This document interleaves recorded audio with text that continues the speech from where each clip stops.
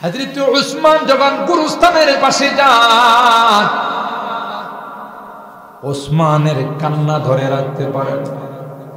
উসমান কান্দে রে, চোখ দিয়া পানি পড়া, গাল ভাসে, দাড়ি ভিজে, পানিগুলো টপ করে পড়তে থাকে। সাহাবায়ে কেরাম বললেন, উসমান, জান্নাতের আলোচনা হয়, জাহান্নামের আলোচনা হয় রে উসমান, তোমাকে এত কান্দে দেখি। উসমান, কবরস্থানের কাছে দিলে তুমি এত কেন কান্দো? সুবহানাল্লাহ। হযরত উসমান ইবনে আফফান বলেন, এ সাহাবীরা রে, আল কবর ইন্নাল কবরা আউয়ালু মানজিলিন মিন মানাজিলিল আখিরাহ, পরকালের যে ঘাটিগুলো শুরু হবে রে, যেখানে চেক শুরু হবে, যেখানে প্রশ্ন শুরু হবে, প্রথম ঘাটি হলো, প্রথম চেক পোস্ট হলো কবর। কবরে ইমিগ্রেশনের ফেরেশতার কাছে যদি আমি ধরা পড়ে যাই, তাইলে বাকিগুলো আমার জন্য কঠিন হয়ে যাবে। আর যদি এখানে পার পাওয়া যায়, বাকিগুলো আমার জন্য সহজ হয়ে যাবে। আমি জানি না আমি কবরে ধরা পড়ব না ছাড়া পড়ব। এই জন্য কবর দেখলে আমার কান্না আসে রে, আমি নিজেকে কন্ট্রোল করতে পারি না। ও ভাই, নবীর সাহাবী উসমান ইবনে আফফান, ইসলামের 3 নম্বর খলিফা, আল্লাহর পয়গম্বরের 2 মেয়ের জামাই, জান্নাতি সুসংবাদ প্রাপ্ত সাহাবী উসমান যদি কবর দেখলে কান্দে, তাইলে আমার আপনার কি অবস্থা হবে? জোরে কোন সুবহানাল্লাহ। উসমানের যদি অবস্থা হয়, তাহলে আমার আপনার কি অবস্থা হবে? হযরত আবু বকর গাছের ঢালে যদি পাখি বসা দেখছে, পাখির দিকে তাকিয়া আবু বকর কাঁদতো আর বলতো, ইয়া লাইতানি কুনতু আখরাসা ইল্লা আন যিকরিল্লাহ, আল্লাহ, আমি যদি পাখিটার মতো হয়ে যাইতাম তাইলে কত ভালো হতো। এই পাখিটার কোনো হিসাব নাই, আমি আবু বকরের হিসাব হবে রে, আমি আবু বকরের জীবনের হিসাব নিকাশ দিতে হবে। সুবহানাল্লাহ, সুবহানাল্লাহ। জমানা বয়কে হালে রহতা नहीं, জমানা বয়কে হালে রহতা नहीं, गुज़िश्ता ज़माना फिर आता नहीं, गुज़िश्ता ज़माना फिर आता नहीं। ও ভাগ যায় দিন আর কোনদিন ফেরত আসে না। 2023 সনকে আর কোনদিন পাওয়া যাবে? 24 সন শুরু হয়ে গেছে, 24 যাবে রে, 25 যাবে। জামানা কাল তার গতিতে চলতে থাকবে। 24-এ আমি থাকবো না, 25-এ উমুক থাকবে না, 26-এ উমুক থাকবে না, কিন্তু জামানা তার গতিতে চলতে থাকবে। মত জিসি দিন আমার জন্য তওবা করবে, জীবনের অবস্থাটাকে পরিবর্তন করে ফেলবে। আমিও আমার ইজ্জতের কসম করে বললাম, হাত তুলতে দেরি হবে রে, আমি আল্লাহ তাকে মাফ করতে দেরি হবে না।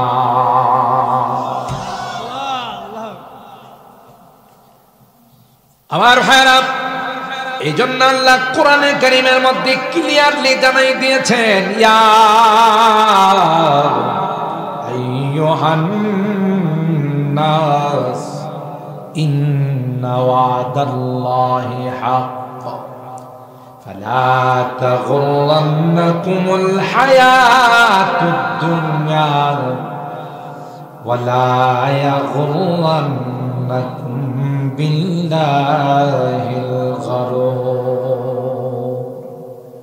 হে পৃথিবীর মানব সকল, ওয়াদা 2 দিক থেকে হবে, একটা হবে আমার দিক থেকে, আর একটা হবে শয়তানের দিক থেকে।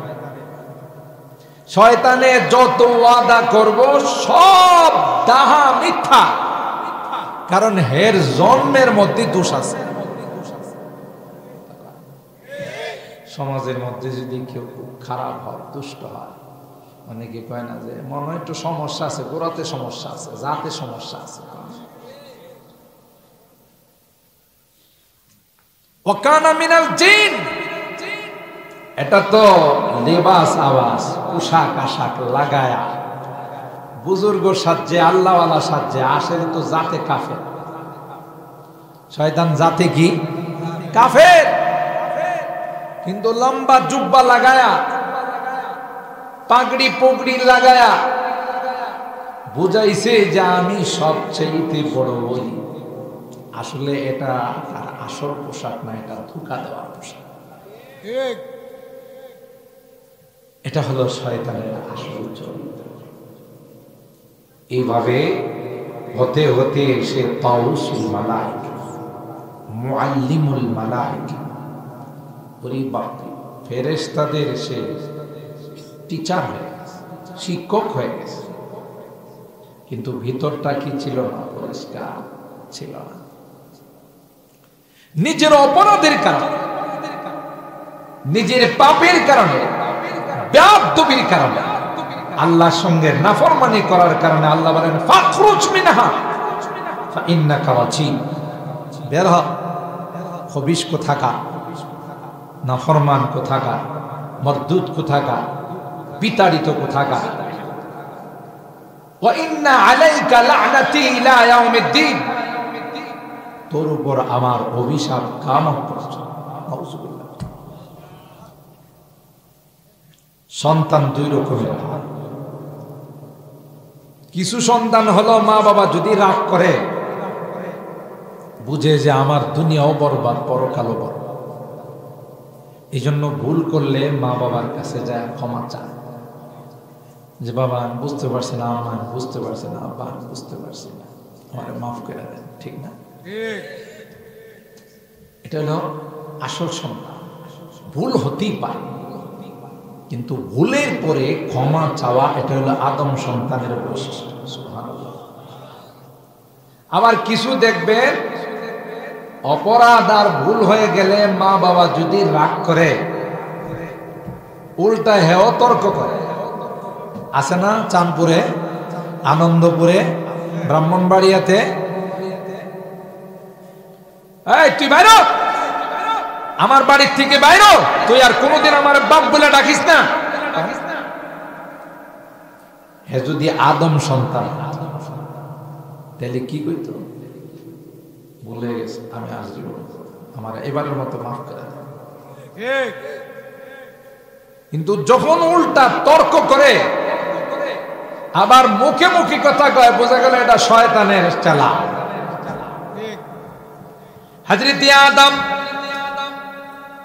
আল্লাহ বললেন আদম হাওয়া তোমরা জান্নাতে থাকো, জান্নাতের যে কোনো ফল খাও, কোনো নিষেধ নাই রে, যেখানে ইচ্ছা সেখানে বিচরণ করো যাও, কিন্তু ওয়ালা তাকরাবা হাযিহিশ শাজারা ফাতাকুনা মিনাল যালিমিন।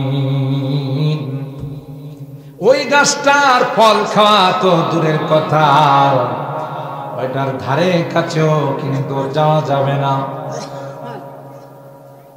এখানে অনেক কাহিনী আছে, কারণ হযরতে আদমকে তো আল্লাহ জান্নাতের জন্য বানান নাই, দুনিয়ার জন্য বানাইছেন। কোনো না কোনো অজুহাত দিয়ে তো আল্লাহ দুনিয়াতে পাঠাবেন। ঠিক না বেঠিক? এটার জন্য আল্লাহ বলেন সব খাও, কিন্তু এই গাছের কাছেও যেও না। আর আল্লাহ জানে না করলেও যাই, না করলে যাই। মানুষকে যে জিনিসের প্রতি মানুষকে বারণ করা হয়, নিষেধ করা হয়, দেখবেন এটার প্রতি মানুষের আকর্ষণ বেশি থাকে। আমি যদি এখন আপনাদেরকে বলি যে আপনারা কেউ এখান থেকে বেরিবাদে যায় না, একটু সমস্যা আছে, একে একে দেখবেন আমার ফালায় পুরো প্যান্ডেলটা খালি হয়ে গেছে। একজন আরেকজনকে বলি হুজুর যেটু খুশি হয়ে যাইতে না করছে মনে কিছু দীক্ষায় বড় অজন নেই, কথা কয় না। কি জন্য? এটা মানুষের স্বভাবগত ব্যাপার। যেই জিনিস নিষেধ করা হয় এটার প্রতি মানুষের আকর্ষণ। যদি এখানে আমি আপনাদের মাহফিলে বলি যে কালকে সকাল পর্যন্ত কেউ দারমা বাজারে যায় না, মজলিশপুর বাজারে কেউ যায় না, নৌকা একটা ভাড়া করলো, কয়েকজন যে বুজুর্গ তো না করছে ওখানে কি আছে একটু জিজ্ঞাসা। এটা হলো মানুষের সৃষ্টিগত স্বভাব। যেই জিনিস নিষেধ করা হয় ওইটার প্রতি মানুষের আকর্ষণ বেশি থাকে। কথা বলেন ঠিক কিনা? হযরত আদমকে আল্লাহ বললেন, হে আদম সব খাও, কিন্তু এই গাছের ধারে কাছেও যেও না। এমনি তো তার মধ্যে একটা দুর্বলতা কাজ করত, সব খাইতে বলল, এটা কেন নিষেধ করলো? নিশ্চয়ই এখানে কোনো কিন্তু আছে। ইবলিস হযরত আদমকে সিজদা করে নাই। আল্লাহর হুকুম অমান্য করার কারণে আল্লাহ জান্নাত থেকে বের করে দিলেন। ইবলিস আল্লাহর কাছে শপথ করে আসছে যে আদমের কারণে, যে হাওয়ার কারণে জান্নাত থেকে বের হলাম, এদের একজনকেও পুনরায় জান্নাতে আসতে দেব না। আর হায়রাম ধোঁকা দিয়ে হযরত আদম আর হাওয়াকে জান্নাত থেকে বের করে দিল। নাউজুবিল্লাহ। জোরে বলেন। আসলে তো আল্লাহ জান্নাতের জন্য বানায় না, আল্লাহ তো আদমকে দুনিয়াতে পাঠাবেন। আর শুধু আদম আর হাওয়া না হয়, ঘর গোষ্ঠী সবাইকে নিয়ে জান্নাতে যাবে। সুবহানাল্লাহ। এই জন্য আল্লাহ বলেন, ইয়া আইয়ুহান নাস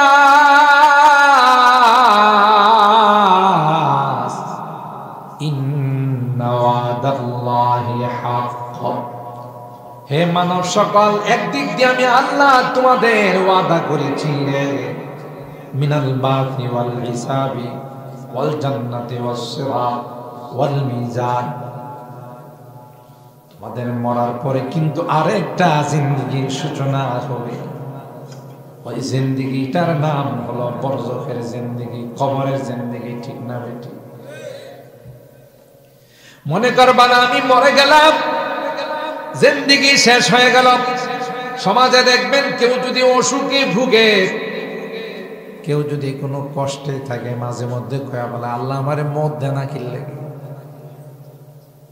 সাবধান, এরকম বলবেন না, বরং বলবেন আল্লাহ আমার উপর যেভাবে খুশি আমিও সেইভাবে খুশি। তাইলে আপনি অসুস্থতার মধ্যে সবর করে, বিপদে সবর করে, ধৈর্য ধারণ করেও আপনি আল্লাহর জান্নাতের মেহমান হয়ে যাবে। ইন্নাল্লাহা মা'আস সাবিরিন। আল্লাহ ধৈর্যশীলদের সঙ্গে থাকে।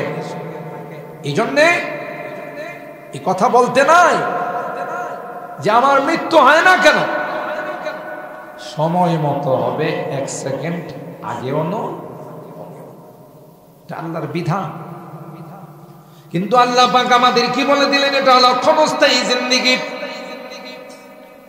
চিরকাল এখানে থাকার জন্য আমি আল্লাহ পাঠাই না আগে। কিন্তু তোমাদের সঙ্গে ওয়াদা করলাম মিনাল বাথি 40 কদম তোমারে শুয়াইয়া এলাকার মানুষ আসতে দেরি হবে গো। মুনকার নাকির আয়েশা তোমাকে ইন্টারভিউ নিতে, পরীক্ষা নিতে দেরি হবে না। কবরের মধ্যে বসাইবে আর বলবে তুমি যে এক জগৎ থেকে আরেক জগতে আসলা, দুনিয়ার জগৎ পাড়ি দিয়া পরকালের জগতে পা রাখলা, ভিসা লাগাইছো নি, পাসপোর্ট আছে। বাংলাদেশ থেকে যদি ইন্ডিয়া যায় বর্ডারের মধ্যে ধরবো না, ধরবো না। সৌদি আরব গেলে, কুয়েত, কাতার, ইন্দোনেশিয়া, মালয়েশিয়া, তুমি তো এ দেশের নাগরিক নয়, তুমি এক দেশ থেকে আরেক দেশে আসলা, তোমার পাসপোর্ট কই, তোমার ভিসা কই? ঠিক কবরের মধ্যে রাখার পর দুইজন ইমিগ্রেশনের ফেরেশতা, দুইজন পুলিশ আসবে, যে পুলিশের নাম হলো মুনকার নাকির। একবারে ফুল গরম। মুনকার নাকির বলবে মার রাব্বুক, এ ভাই তুমি যে দুনিয়ার জিন্দেগি থেকে বরজখের জিন্দেগিতে আসলা, কবরের জিন্দেগিতে আসলা, পাসপোর্ট কই রে, ভিসা কই? আর পাসপোর্ট আর ভিসা আমাদের কাগজের পাসপোর্ট আর ভিসা নয়, এটা হলো তুমি বলো রে মার রাব্বুক, তোমার রবকে। সুবহানাল্লাহ। যারা নেককার দিনদার আল্লাহওয়ালা, বলতে দেরি হবে রে, জবাব দিতে দেরি হবে না। সুবহানাল্লাহ। এই যে আপনারা কত মানুষ বাড়ি ঘুমাই রয়েছেন, কত ওয়াজ হই রে, ওয়াজে যাওয়ান লাগবে, ওয়াজে গিয়া কেড়া কিতা কিনা লাইছে, কয়টা বাড়ি ওড়াই লাইছে, কয় লক্ষ টাকা কামাই লাইছে, কয় না? এদের কলম নষ্ট হয়ে গেছে। ভালো জিনিস তাদের কাছে খারাপ লাগে, খারাপ জিনিস ভালো লাগে, ঠিক না? ঠিক বুঝতে হবে যে কলমের মধ্যে সমস্যা হয়ে গেছে। আর যাদের মাহফিল ভালো লাগে, নসিহত ভালো লাগে, কোরআনের আলোচনা ভালো লাগে, দ্বীনের কথা যাদের ভালো লাগে, বুঝতে হবে যে দিলটা এখনো পরিষ্কার আছে। সুবহানাল্লাহ। এই জন্য মুনকার নাকির আইসা প্রশ্ন করতে দেরি হবে। যারা শীতের মধ্যে ঠান্ডা পানি দিয়া উজু কইরা নামাজে গেছে, মাহফিলে বসে রয়েছে, কোরআনের কথা শুনছে, এরা মুনকার নাকির কইব মিয়া বুঝো না, কম্বল বাদ দিয়া লেপ বাদ দিয়া যায় মাহফিলের নিচে বসে রয়েছি ফ্লোরের মধ্যে, মাটির মধ্যে, তোমার এই প্রশ্নের জবাব দেওয়ার জন্য। সুবহানাল্লাহ। মার রাব্বুক, যখন বলবে তোমার রব কে, জবাব দেবে রব্বি আল্লাহ, আমার রব আর কেউ না, আমার রব হলেন একমাত্র আল্লাহ। আপনারা আমারে প্রশ্ন করতে পারেন, হুজুর আমরা তো আনন্দপুরের মানুষ, শান্তপুরের মানুষ, আমরা তো বাংলা ছাড়া কিছু বুঝি না, আপনি বাংলা কইতে আসুন, এই জন্য আমরা কিছু বুঝতেছি। ফেরেশতা যদি আমরা আরবিতে পাই, তাহলে এটা তো বুঝবো না কি কইতেছে না না কইতেছে, এটা কয় না, তখন আপনি আরবি বুঝবেন, আরবি কথাও পেতে পারেন। কে দিবেন এই শক্তি? এখন যে বাংলাতে কথা বলেন, এই শক্তি কে দিছে? আরবরা যে আরবিতে কথা কয়, কে দিছে? আমেরিকানরা যে ইংলিশে কথা কয়, এই শক্তি কে দিছে? ইন্ডিয়াওয়ালারা যে হিন্দিতে কথা কয়, এই শক্তি কে দিছে? পাকিস্তানওয়ালারা যে উর্দুতে কথা কয়, এই শক্তি কে দিছে? মানুষের ভাষা, মানুষের কথা বলার শক্তি কে দিছে? আর রহমান আল্লামাল কুরআন খালাকাল ইনসানা আল্লামাহুল বায়ান। আল্লাহ বলেন আমি তোমাদের কি শুধু বানিয়ে ছেড়ে দেই না, কে কোন ভাষায় কথা বলবা, কে কোন জুবান দিয়ে কথা বলবা, এটাও আমি আল্লাহ তোমাদেরকে শিখাইছি। ওয়ামিন আয়াতিহি খালকুস সামাওয়াতি ওয়াল আরদ ওয়াখতিলাফু আলসিনাতিকুম ওয়া আলওয়ানিকুম ইন্না ফি যালিকা লাআয়াতিন লিল আলিমিন। আল্লাহ বলেন একরকম বানাই নাই। আজকের এই মাহফিলে যারা উপস্থিত হয়েছে, একজনের চেহারার সাথে আরেকজনের চেহারার মিল নাই, আছে না? আঙ্গুলের ছাপ নেয় না দলিল করতে গেলে, আঙ্গুলের টিপ দেন, টিপ দেন, এটা বুঝেননি কি লাগে, এটা ইংলিশে বলে ফিঙ্গার, ফিঙ্গার চাপ। এই যে আমার বৃদ্ধাঙ্গুলের যে দাগগুলো আছে, এটা পৃথিবীর কারোর সাথে মিল না। সুবহানাল্লাহ। কালকে কয়ে এই ব্যাসকমটা কে করছে? এই জন্য যারা সিগনেচার করতে পারেন না, তাদেরকে বলেন যে আপনি বৃদ্ধাঙ্গুল দিয়া চাপ দেন, টিপ দেন। একটা মানুষের আঙ্গুলের সাথে আর একটা মানুষের আঙ্গুলের মিল, এটা বোধ স্বাস্থ্যমন্ত্রী বানাইছে। হ্যাঁ, FCBS FRCS করা ডাক্তাররা বানাইছে, MBBS ডাক্তাররা বানাইছে। কে বানাইছে? আল্লাহ। আল্লাহ বলেন গোলাপ একরকম করে বানাই নাই, একজনকে লম্বা, আরেকজনকে খাটো, একজনকে সুন্দর, আরেকজনকে কালো করে বানাইছে। কে বানাইছে? আল্লাহ বানাইছে। এটার মধ্যে দুনিয়ার কোনো মানুষের হাত না হয়। আল্লাহ বলেন আসমানটাকে বানাইলাম, জমিনটাকে বানাইলাম, গোটা আসমানের মধ্যে কোথাও কোনো রকমের পিলার নাই। জোরে বলুন ঠিক কিনা? পারবে দুনিয়ার কোনো মানুষ একটা সামিয়ানা বানাইতে পিলার ছাড়া? কথা বলেন। মুসলমান খুব ভালো করে মনে রাখেন, আল্লাহ পাক রব্বুল আলামিন গোটা আসমানটাকে বানাইছেন, কোথাও একটা পিলারও নাই। জোরে বলুন সুবহানাল্লাহ। যেখানে যদি নদী ভরাট করেন, পুকুর ভরাট করেন, পানির মধ্যে যদি বালু ফালায়, এটা নরম থাকে না শক্ত হয়? আস্তে আস্তে যখন শুকায় তখন আস্তে আস্তে এটা শক্ত হয়। আল্লাহ বলেন গোটা পৃথিবীটাকে আমি আল্লাহ পানির উপর মাটি বানাইলাম। ও বান্দা, তোমাদের চলাচলের মধ্যে সমস্যা হবে, এই জন্য তোমাদের যেন কষ্ট না হয়, আমি আল্লাহ বিভিন্ন জায়গাতে বড় বড় পাহাড় বানাই দিলাম। পাহাড় কি ভূমিমন্ত্রী বানাইছে? যে মন্ত্রীর দায়িত্ব আছে জমি জমা রেজিস্ট্রেশন করা ইত্যাদি, এই মন্ত্রী বানাইছে? কে বানাইছে? আল্লাহ। কোন জায়গাতে বালুর পাহাড়, কোন জায়গাতে পাথরের পাহাড়, কোন জায়গাতে মাটির পাহাড়, কে বানাইছে? আল্লাহ বানাইছে। সুবহানাল্লাহ। আল্লাহকে এদিন একটু চিন্তা কর, তুমি যখন দুনিয়া থেকে যাবে কবরে জিন্দেগি, তখন প্রথম প্রশ্ন হবে মারহাবা। আরবিতে প্রশ্ন হবে, আরবিতে জবাব হবে।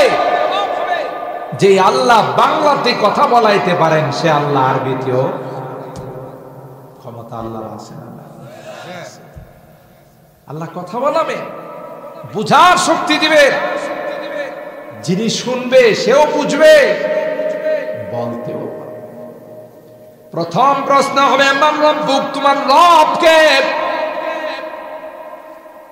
যারা ঈমানদার নেককার, যারা কষ্ট করে নামাজ পড়ে রোজা রাখে, কোরআনের মাহফিলের মধ্যে আসে, সাথে সাথে বলবে রব্বি আল্লাহ, আমার রব আর কেউ নয় রে, আমার রব হলেন আল্লাহ। দ্বিতীয় নাম্বার প্রশ্ন হবে ওমা দীনুক, তুমি কি হিন্দু ধর্মের ছিলেন, নাকি বৌদ্ধ ধর্মের ছিলে, নাকি খ্রিস্ট ধর্মের ছিলে, নাকি ইহুদি ধর্মের ছিলে? কোন ধর্মের ছিলে? তোমার ধর্মের নামটা কো। যারা মুসলমান আমরা সুজা বলে বলবো দীনিয়াল ইসলাম। সুবহানাল্লাহ। কি বলবো? আমাদের ধর্ম হলো ইসলাম। তিন নাম্বার প্রশ্ন করবে ওমান হাদার রাজুলুল্লাযী বুইসা ফীকুম, প্রত্যেকটা ঈমানদারের কবরের সঙ্গে রওজায়ে পাকের কানেকশন হয়ে যাবে, রওজায়ে পাকের সম্পর্ক হয়ে যাবে। ইশারা করে বলবে চিননি রে, তিনি কে রে? একটা আল্লাহর কসম, যারা পয়গম্বরের সুন্নতের অনুসরণ করছে, আল্লাহর পয়গম্বরের দ্বীন যারা মানছে, তারা দেখতে দেরি হবে আর বলতে দেরি হবে না, তিনি আর কেউ না, তিনি হলেন আমার প্যারা নবী মুহাম্মদুর রাসূলুল্লাহ সাল্লাল্লাহু আলাইহি ওয়াসাল্লাম। সুবহানাল্লাহ। এবার ফেরেশতারা বলবেন ওকে, ঠিক আছে, তোমার ইমিগ্রেশন পরীক্ষায় তুমি পাস। সুবহানাল্লাহ বলেন। এই রেজাল্ট দিতে দেরি হবে, আসমানের মালিক ডাক দিতে দেরি হবে না। ওয়ানাদা মুনাদিম মিনাস সামা আন সাদাকা আবদি, আমার বান্দা আমার বান্দি ইন্টারভিউর মধ্যে 1 নাম্বার করছে। সুবহানাল্লাহ। ফেরেশতাদের আল্লাহ ডাক দিয়া বলবে ফেরেশতারা, এই আনন্দপুরের মানুষ, চাঁদপুরের মানুষগুলো বড় নিষ্ঠুর রে, বড় নির্দয় রে, বড় পাষাণ হৃদয়ের মালিক। এরা তাদের আপনজনকে শীতের মধ্যে মাটির নিচে কোনো বিছানা দেয় না, কোন রকমের কোন লেপ তোষক দেয় নাই। কথা বলুন ঠিক না ঠিক? খালি মাটির মধ্যে তাকে শোয়াই দেয়া চলে গেছে। তাই দেরি করো না, আমার বান্দা পরীক্ষায় যেহেতু পাস, আমার বান্দাকে জান্নাতি গালিচা বিছাই দাও। হাদিসের কথা ওয়াজ তো শুনি আমরা, কিন্তু নিজেদের সদাই করার ওয়াজ কি নিয়ে আমার কোমরে যাই, পাসপোর্টটা রেডি আছে কি, ভিসাটা রেডি আছে কি, আর ভিসাই বাকি, পাসপোর্টেই বাকি, এটি বুঝতে হবে। আর এটি বুঝার জন্য সকল দিনের মাহফিলগুলো বসে আমার কাছ থেকে মনে করেন 1 ঘন্টা কিচ্ছা শুনল, মাশাআল্লাহ। আমিও যদি শুরু করি আপনারা 3 ঘন্টা উঠবেন, বলবেন জি জি মজার ওয়াজ করছে, কিন্তু এতে আপনি পাইলেন কিচ্ছা কাহিনী শুনে চলে গেলেন। কিছু সঙ্গীত শিল্পী এসে আপনাদেরকে কিছুক্ষণ ওয়াজ করলো, কিছুক্ষণ সঙ্গীত শোনাইলো, আপনার কি পাইলেন? এখানে যে কষ্ট করে শীতের মধ্যে বসে রইলেন। আল্লাহ তো বলেন যে তুমি তোমার পরকালের সামানটা ব্যাগে থুইছো কিনা দেখো, তোমার পরকালে যাওয়ার প্রস্তুতি আছে কিনা, রেডি হইছো কিনা দেখো। এই জগতের পরেই তো খবরের জগৎ, খবরের জগৎটা বড় কঠিন জগৎ। হযরত উসমান ইবনে আফফান রাদিয়াল্লাহু তাআলা আনহু, যাকে যিন্নুরাইন বলা হয়, 2 নূরওয়ালা, আল্লাহর হাবিবের 2 মেয়েকে একজন মারা যাওয়ার পর আরেকজনকে বিয়ে করেছিলেন। এই জন্য তাকে 2 নূর পয়গম্বরের 2 জন কলিজার টুকরাকে বিয়ে করেছেন। আল্লাহর নবীর 2 জন জান্নাতি মেয়েকে বিয়ে করেছেন। এই জন্য উসমান ইবনে আফফানকে যুন্নুরাইন বলা হয়।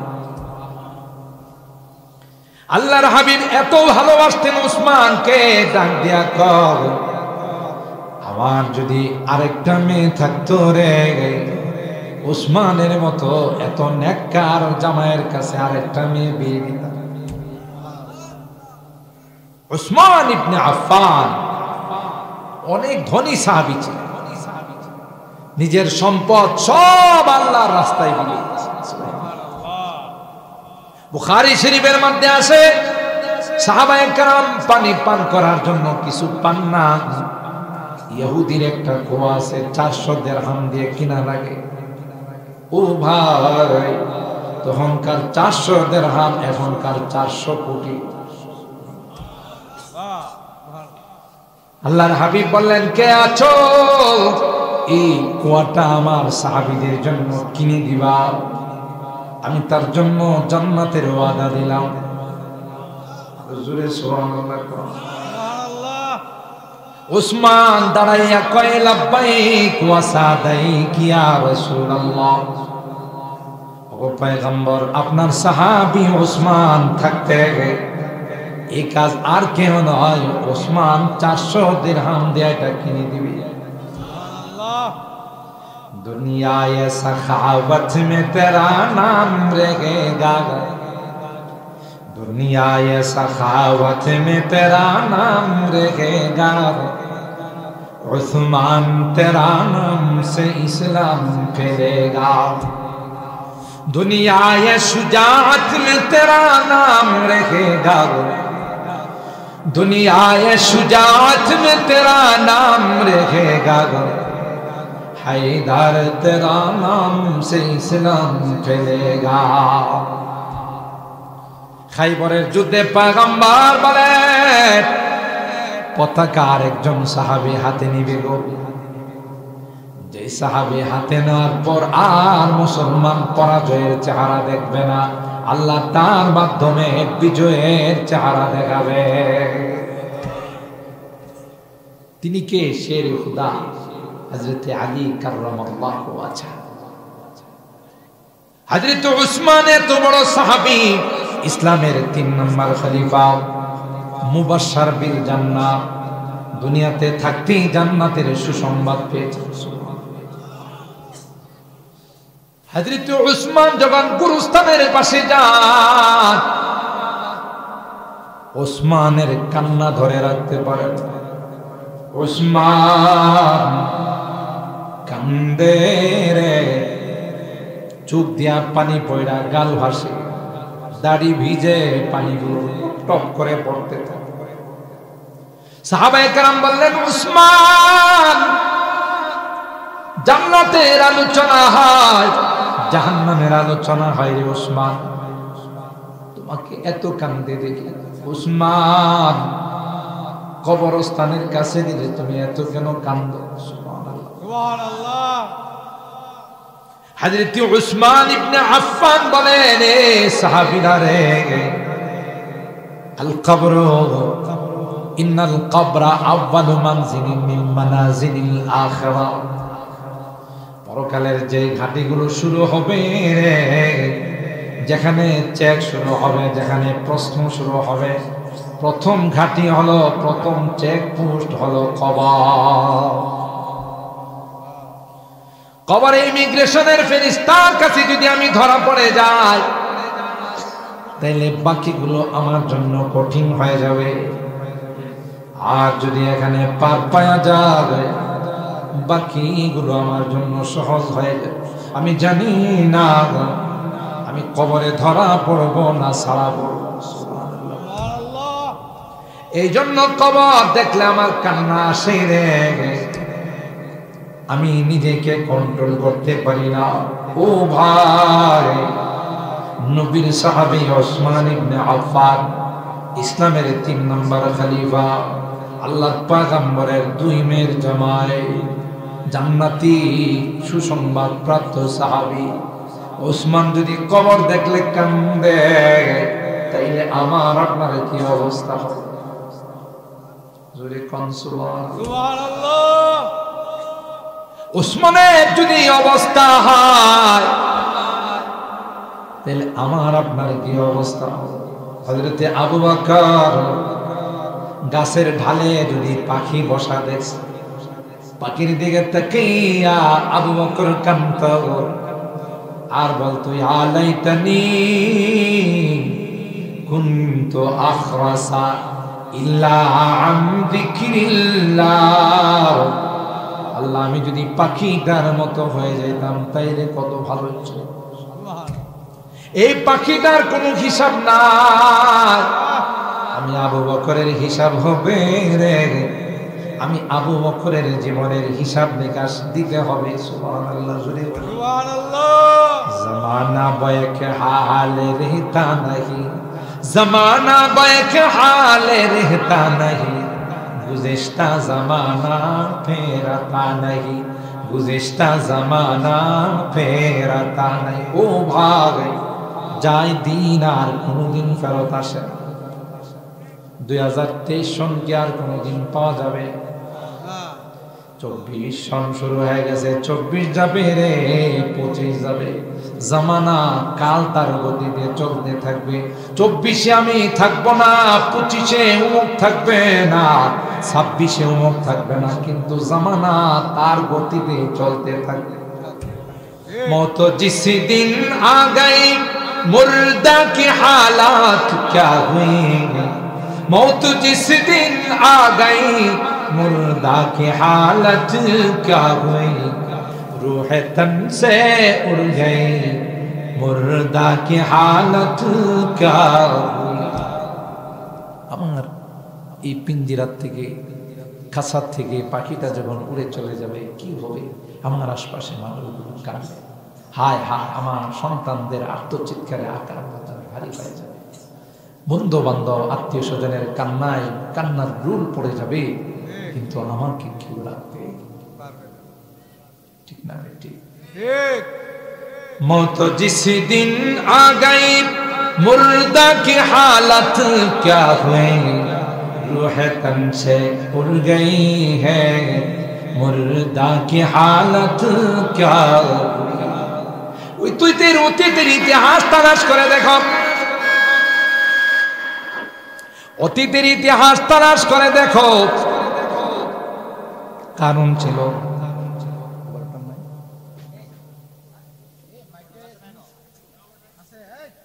আল্লাহ, ঠিক আছে আল্লাহ, হ্যাঁ ঠিক আছে। কারণ ছিল, হামান ছিল, নমরুদ ছিল, ছোটখাটো ছিল না, বড় ছিল, ঠিক আছে।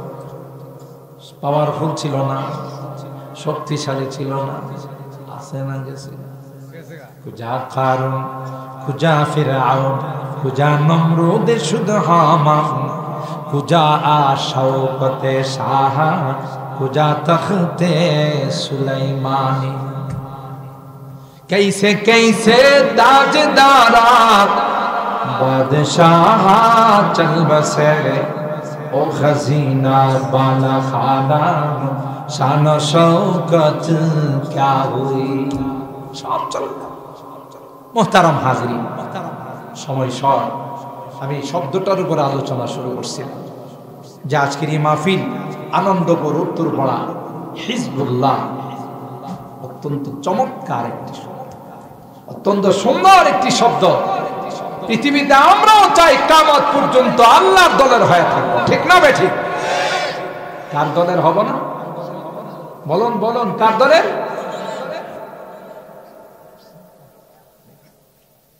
আল্লাহর দলে থাকবো, ঠিক না বে ঠিক? কারণ নয় শয়তানের দলের নয়, কারণ শয়তান জান্নাতে যাবে না জাহান্নামে যাবে। বলেন শয়তান কোথায় যাবে? তাইলে শয়তানের দলের যারা, ওরা যাবে কোথায়? যারা নামাজ পড়ে না, রোজা রাখে না, হালাল খায় না, আরাম খায়, জুয়া খেলে, মদ খায়, আছে না নাই? ওরা কার দলে? বলেন বলেন, কার দলে? যারা নামাজ পড়ে, রোজা রাখে, আল্লাহ বিল্লাহ করে, হালাল খায়, হারাম খায় না, আল্লাহর হুকুম মানে, নবীর তরিকা মতো চলে, এরা কাদের দল? কোরআনে আল্লাহ বলেন, আলা ইন্না হিজবাশ শাইতানি হুমুল খাসিরুন। শয়তানের দলের যারা হবে তারা চিরকালের জন্য ক্ষতিগ্রস্ত হয়ে যাবে। কে বলছে? আলা ইন্না হিজবাল্লাহি হুমুল মুফলিহুন। আর যারা আল্লাহর দলের হবে, আল্লাহর কথা মতো চলবে, আল্লাহ বলেন দুনিয়ার জিন্দেগিটা আমার কথা মতে চলো, আমার পয়গম্বরের তরিকা মতো চলো, পরকালের জিন্দেগিটা তোমার মতো করে তুমি চলবা, তোমার কোনো কিছুর অভাব হবে না, ঠিক না বে ঠিক? আমি ধন্যবাদ জানাই, মোবারকবাদ জানাই আমার এই যুবকদেরকে, যারা এই সংগঠনের এই সুন্দর নাম দিয়ে আজকের এই সুন্দর আয়োজন করেছেন। আল্লাহ আমার এই যুবকদেরকে জান্নাতি যুবক হিসাবে কবুল করুন। আরো জোরে বলুন আমিন। এরা যেন সামাজিকভাবে বিভিন্ন ভালো কাজ, সমাজ সেবামূলক কাজ, ধর্মীয় কাজ, এখানে যদি কখনো কেউ অপসংস্কৃতি নিয়ে আসে, গান বাজনা, বাদ্যযন্ত্র, অনিসলামিক কার্যক্রম নিয়ে আসে, এরা যেন তাদেরকে প্রতিহত করতে পারে। বলেন আল্লাহুম্মা আমিন। আমার এই যুবকরা যেন শুধু আজকে এখানেই নয়, গোটা বাংলাদেশে আমরা যাই, বড় বড়